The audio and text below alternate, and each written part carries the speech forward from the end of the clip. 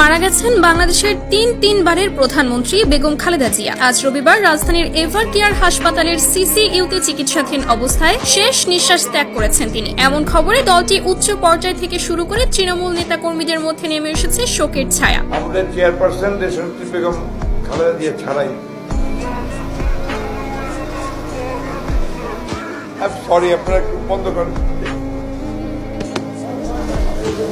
বিস্তারিত মূল ভিডিওতে। গত বৃহস্পতিবার থেকে তার শারীরিক অবস্থার অবনতি ঘটতে থাকলে তাকে দ্রুত এভার কেয়ার হাসপাতালে ভর্তি করা হয়। ব্যক্তিগত চিকিৎসক দলের পাশাপাশি দেশ বিদেশের স্বনামধন্য বিশেষজ্ঞ চিকিৎসকরাও তার অবস্থার উন্নতির জন্য চিকিৎসা সেবা দেন। তবে চিকিৎসার পরও তার শারীরিক অবস্থার কোনো উল্লেখযোগ্য অগ্রগতি দেখা যায়নি। পরবর্তীতে অবস্থার অবনতি হওয়ায় তাকে সিসিইউতে স্থানান্তর করা হয়। এরপর গত শুক্রবার গভীর রাতে তার অবস্থা আশঙ্কাজনক বলে জানান চিকিৎসকরা। এ খবর ছড়িয়ে পড়লে বিএনপির নেতা কর্মীরা হাসপাতালে ভিড় জমাতে শুরু করেন। অনেকেই আবেগ আপ্লুত হয়ে তাকে বাঁচাতে নিজেদের অঙ্গ দান করার কথাও প্রকাশ করেন। খালেদা জিয়ার পরিস্থিতি জানতে বিভিন্ন রাজনৈতিক দলের নেতারাও হাসপাতালে যান। অন্তর্বর্তীকালীন সরকারের প্রধান উপদেষ্টা ডক্টর মোহাম্মদ ইউনূস চিকিৎসা সেবায় যেন কোনো ধরনের ব্যাঘাত না ঘটে সে বিষয়ে সংশ্লিষ্টদের নির্দেশ দেন। চিকিৎসার অংশ হিসেবে তাকে বিদেশে নেওয়ার কথা বিবেচনা করা হলেও বর্তমান শারীরিক অবস্থার কারণে তা সম্ভব হয়নি বলে চিকিৎসক দল জানিয়েছে। এই অবস্থায় তিনি কোনো মতেই বিমানে করে জার্নি করতে পারবেন না। এ পরিস্থিতিতে খালেদা জিয়ার বড় ছেলে তারেক রহমান বলেন, এই মুহূর্তে আল্লাহর কাছে দোয়া করা ছাড়া আর কোনো পথ নেই। বেগম